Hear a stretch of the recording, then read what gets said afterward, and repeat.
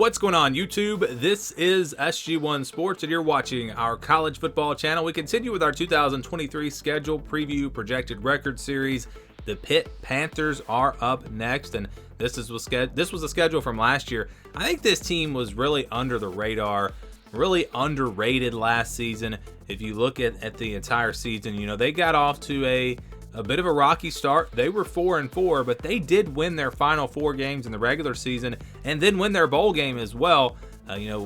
Didn't beat a ton of great teams there, but they did beat Duke. Duke wound up being a very good team last year. But they hung around with Tennessee. That was an overtime loss. Didn't play well against Georgia Tech, obviously. Louisville, North Carolina. Those are back-to-back road games. So the schedule just kind of tripped them up there right in the middle of the season. But then they played much better down the stretch. Some new faces this year, obviously, so we'll see how they look. But again, this is a team that I think was better than most people gave them credit for last season. Let's see how the schedule plays out this year. It's actually, in a way, this is a pretty difficult schedule. They open up with Wofford on September the 2nd at home. Then they play Cincinnati on September 9th. That game also will be at home. And then they go on the road to face West Virginia on the 16th. September 23rd, they're back home for North Carolina. Then they go on the road to face Virginia Tech on September 30th. So they play 2 conference games there in the month of September. And then Louisville they get a bye week after Virginia Tech. Then they play Louisville on October the 14th. Then they'll go on the road to face Wake Forest. It's back-to-back road games. After Wake Forest, they go on the road to face Notre Dame. Pretty tough there. And then after Notre Dame, they're back home, but they play Florida State. So potentially 2 top 10 teams there back-to-back. They'll play Syracuse at Yankee Stadium on November 11th. Might be a little chilly for that game, of course. I guess it doesn't. You're kind of used to it if you're playing in some of these northern states anyways. You got Boston College on November 16th. That'll be, I think, a Thursday night game. That'll be a home game, and then they'll close things out with Duke on the road November 25th. In what could be a really competitive game. It could be a game of 2 pretty good teams. I think Duke will be good again this year. I think Pitt will be solid once again. So that'll be a fun matchup there to close out the season. But you look at the schedule, and I talked about this schedule being kind of tough. The reason why I would say that this is a tough schedule is because of the non-conference. You've got West Virginia and Cincinnati, 2 quality Power 5 teams. And yes, Cincinnati now in the Power 5 in the Big 12. And then also they have Notre Dame, and they'll play 2 of those games on the road. West Virginia and Notre Dame, both on the road. So 3 challenging non-conference games. The only gimme really is Wofford on this entire schedule. You look at who they play in the conference. They'll play 5 teams from what used to be the Atlantic Division. This seems to kind of be the norm. I don't know if they did this on purpose, but you got Louisville, Wake Forest, Florida State, Syracuse, Boston College. So 5 teams from what used to be the Atlantic.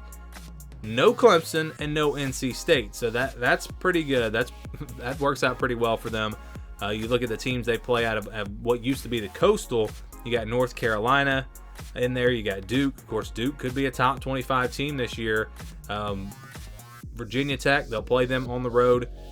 Team that wasn't very good last year. And then they've got no Miami. So no Miami on the schedule here as well. So all in all, a pretty tough schedule. The conference schedule isn't too bad, but when you throw in a very difficult non-conference schedule, it does make for a pretty tough schedule here for Pittsburgh. So let's get to the projection.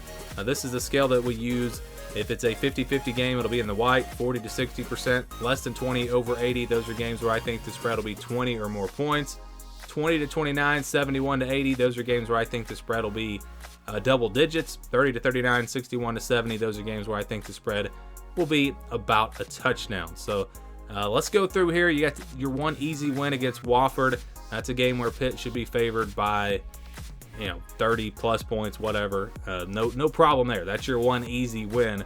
But then you go through the rest of the schedule. I don't think you have any easy wins. I do think Virginia Tech and Boston College are games that Pitt's going to be a clear favorite in. Not a huge favorite, but they should be favored by a touchdown, 7-8 points, somewhere in that range in both of those games.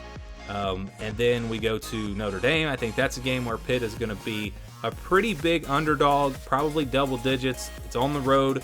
Again, potentially a top 10 team, probably about a 16, 17 point favorite, or underdog, I should say, for Pitt in that one.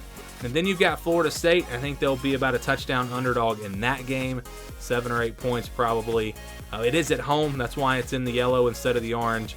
It is at home, so that'll give them a chance, but still against a top 10 team, that's going to be really tough. And I'm saying Florida State's going to be a top 10 team because most people have them in that range. So that'll be a tough one there as well. But then the rest of this schedule, really a lot of 50-50 games. Cincinnati, West Virginia, North Carolina, Louisville, Wake Forest, Syracuse, Duke. I think all these games are going to be a very low spread. You could probably pick out some favorites here. North Carolina might be favored by a little bit. Pitt might be favored against Cincinnati. West Virginia, Louisville at home. Wake Forest is a tough one. Syracuse is a tough one. Duke probably favored because they're at home. But all in all, we're going conservative with these projections, and we're just going to call all of these games 50-50 games. These are all games that could really go either way. And so, again, I'll be doing predictions much later on after the spring. But this is just to give you a projection based off of how difficult the schedule is. So the projection for Pitt, we count Virginia Tech and Boston College as 65%, Florida State at 35%. So Wofford is counted as a win. Notre Dame is counted as a loss. You average all that out, and you get a projection of 6-6. So 6-6 for Pittsburgh. It's basically beat Wofford, lose to Notre Dame.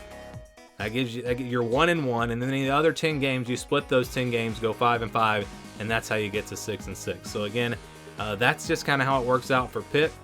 Again, a difficult non-conference schedule, a conference schedule that is not too bad, and I think it gives them a chance to maybe be towards the top in the ACC. But overall, again, with that non-conference, this does come out to be a pretty difficult schedule, and just getting to a bowl game might be about all Pitt can do this year. Again, their projection is 6-6.